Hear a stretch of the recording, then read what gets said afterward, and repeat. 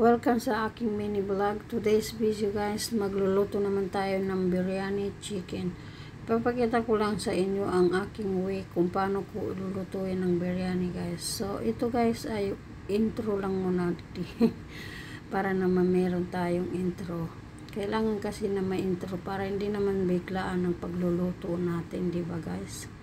Ngayon naman guys, titimplahan natin yung i-marinate natin yung manok na para sa biryani. Meron ako dito turmeric, kamon, black pepper, garlic powder, siyempre paprika powder. Ayan, imimekos-mekos lang natin. Ito naman yung mix na powder. Lahat na ng ingredients nandito. Ayan guys, ilalagay natin yan. So ngayon imimix-mix natin yan insan. Malinis po ang aking kamay guys, okay? Pagkasabihin ninyo, kinakamay-kamay ko na, hindi malinis ang kamay ko. Malinis po yan guys, inukasan ko bago ko hawakan.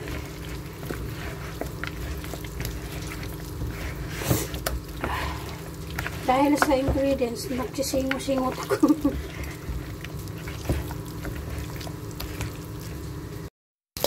Ayan guys, magluluto tayo ng biryani for today's video. Itong mahabang hiwa na sibuyas ay pang-topping ko ito. Kaya gawin muna natin siya ng brown. Ganito na yung ating sibuyas guys. Tanggalin na natin yan. Kaya sunod na natin yung pag-isa ng sibuyas.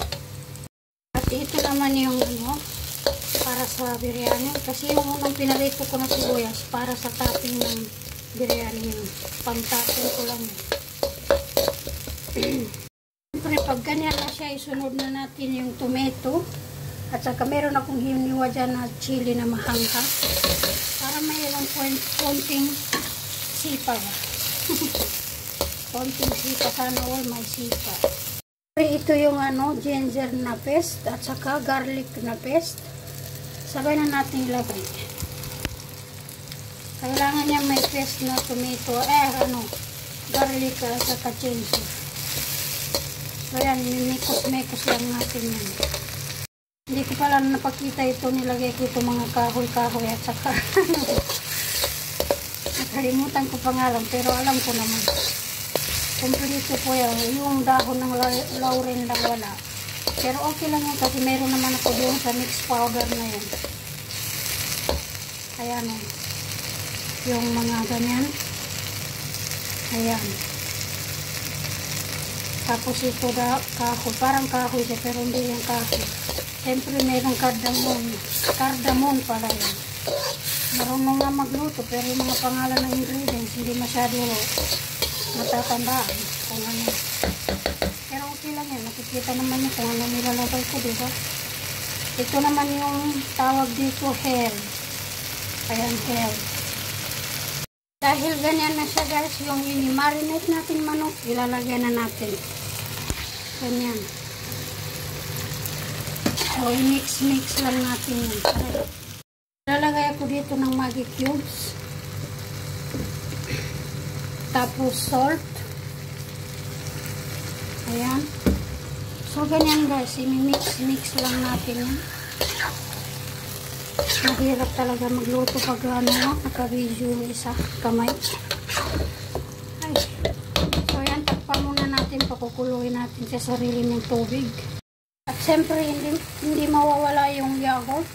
Ayan. Pag magluto ng biryani guys, kailangan may ganito yogurt.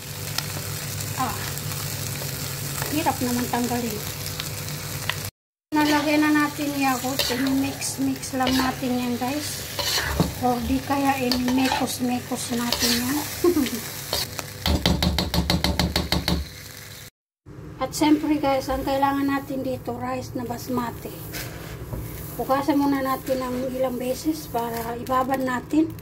Ayan guys, luto na yung ating manok. Ang gagawin na naman natin dito, magpakulo tayo ng tubig para pakuluan natin yung kanin. Hindi natin masyado tanggalin yung tubig kasi kailangan din natin ng konting tubig para pag maglagay na tayo sa ibang kanin, may konting sabaw. Ito na guys yung ating pinakuluan na rice. Pwede na ito guys kasi muntik na mawala yung tubig. Marami pala ako nagawang kanin. Marami ako napakuluan na bigas. Ayan o, tingnan nyo, humaba na siya. Ngayon naman guys, ilagay na natin yung kanin dito. Gabi na pala dito kasi mag-alas 6 na ng gabi. Hindi pa ako nagkain. Ngayon naman ilalagay natin yung ating manok dito.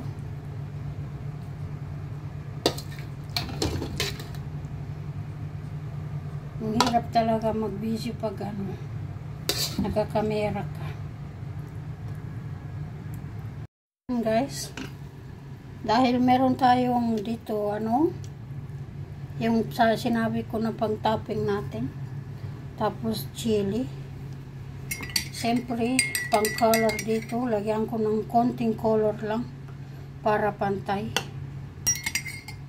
para maganda rin ang color ng ating pagkain, diba? Parang maganda tingnan.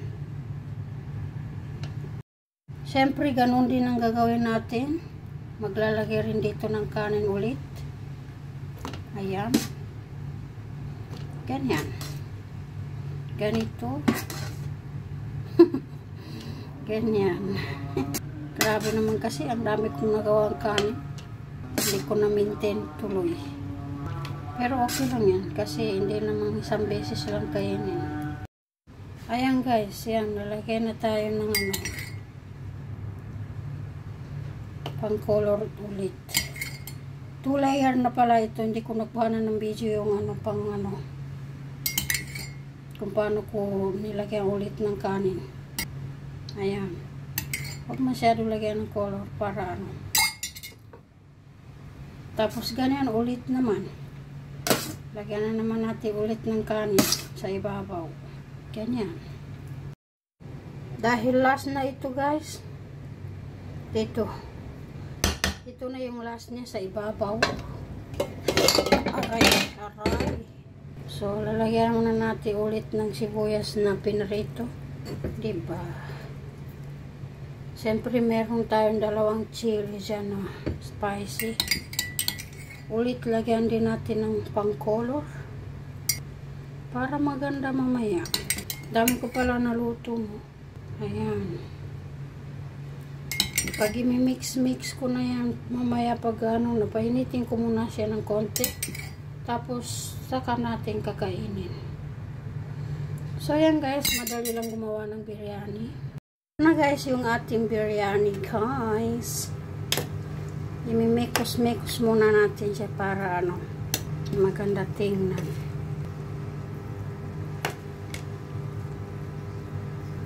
Grabe naman yung usok ko. Paano na makikita yung niluluto ko nito pag usok?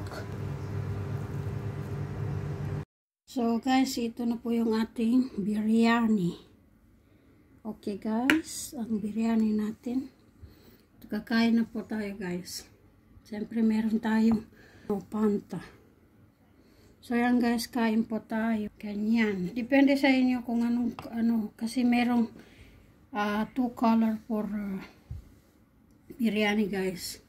Pero ito kasi pula yung isang color at saka yellow. So yan lang guys, kain po tayo. Bye bye.